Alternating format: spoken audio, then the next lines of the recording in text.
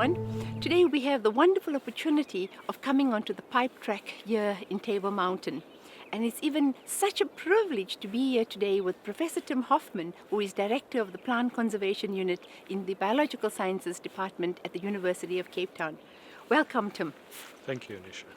So I'm sure for most of you, when you look at a mountain, you think about a stable environment. But we know that in the mountains, there are often changes. There are subtle changes which we don't really see very quickly. But over time, we know that there are certainly landscape changes. And Tim has a wonderful way of being able to understand these changes that occur over time. Tim, can you tell us a little bit about your work? Sure. Well, one of the things about natural landscapes is that some are very stable over long periods, like in the desert. But others, like this, in fynbos environments which are fire adapted, they can change very quickly. And by using old photographs, which date up to maybe even 130 years ago, we have our own little time machine, and we can go back in time and see what the landscape looked like. For example, in this photograph over here, which was taken of the pipe track in 1887, just soon after it was completed. There's the pipe track there, and this was built to take water from the Dyser River on the top of Table Mountain down along the pipe track to feed the city over the mountain on that side. And you can see in this landscape that in the 1880s, it's a very open landscape. Two things really strike you. The first is the large amount of rocks that you see in this landscape. Absolutely. And when you look at the landscape today, there's almost, the rocks are very hidden, and it's only the very big rocks that you can see in the landscape. And this suggests that the vegetation cover has increased a great deal in the last 120 odd years. And why is that so? I mean, why would there be such a big change in vegetation? Well, the most important reason, we think, is because of the role of fire. In that around the 17th, 18th and 19th centuries, this area was used primarily as a farming area, so especially for goat and sheep grazing. And if you're going to be grazing with goats and sheep, you need to burn the vegetation. Yes. And so the farmers and their herders were burning the landscape as often as they could. Which brings me to the second thing that you see in this picture today that you didn't see in 1888. And that is the amount of forest cover. This ravine itself had a very slim sort of ribbon of trees down through the middle. But if we look today, forest species and forest precursor species have spread out and expanded beyond this little ravine. And so now this whole area here, because of the protection from fire, the forest species have now expanded out of this landscape. Wow, that's so interesting. And so would you say that this landscape now is what would have been pre-1887? Do we have any idea what the landscape was like before that? Well, that's a very good question. We don't really know, because prior to European settlers arriving in the 1650s and settling, this landscape was also utilized by indigenous pastoralists for about 2,000 years, and before that by hunter-gatherers. And they would have spent a lot of their time grazing animals and burning the vegetation, both for food and for their cattle. And so the value and the importance of paleoecology, so fossil pollen, if we can get hold of some, and other techniques, isotopes might also be useful to help us get further back in time and to get a better sense of what this landscape looked like just at the time of European settlement, but then also at the time that indigenous cultures were using, people were using this landscape for their hunting, gathering and herding activities. That's actually very interesting. So one of the things that we're seeing nowadays is that a lot of the natural environments are being protected to maintain and to kind of protect the indigenous environment.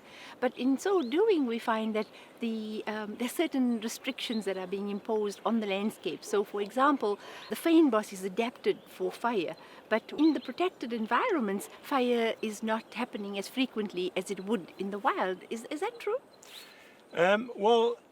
Certainly in some parts of the Cape Peninsula, this is certainly the case. Although the records from the 1970s suggest that the fire frequency has increased, We see a lot of protection on the Cape Peninsula because the costs of burning, the costs of runaway fires for the suburbs, for the houses that are on the fringes are huge.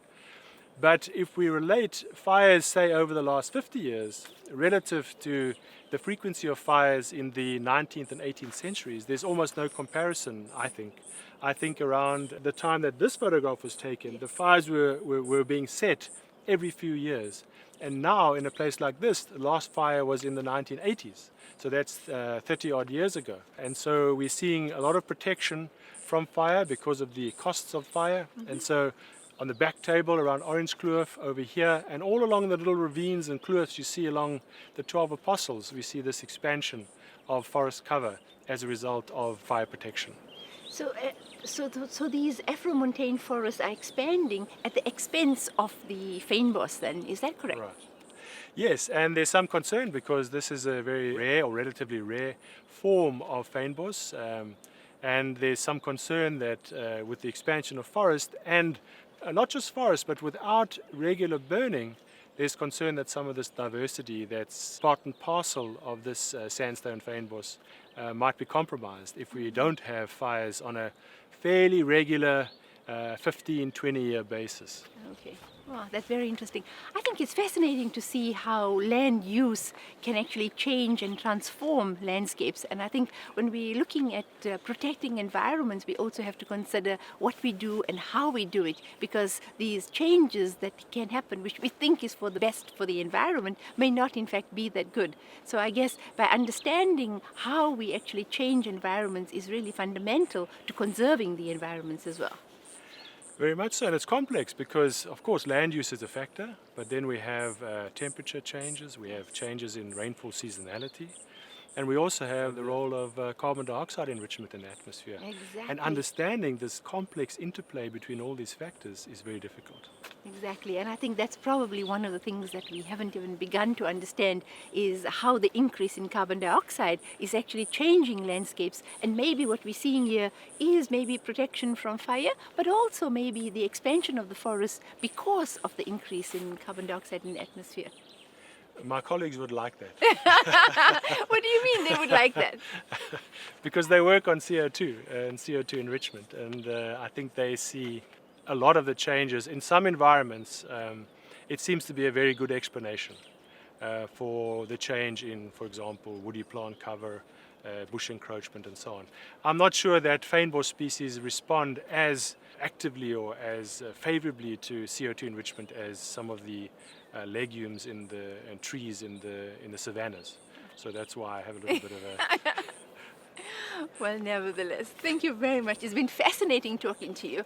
I think we've learned so much, and we've seen what a complex environment this is and how so many different factors have to be considered to understand what natural environments are, and in fact how we protect them is also very, very important. Thank you very much. Thank you too. Pleasure.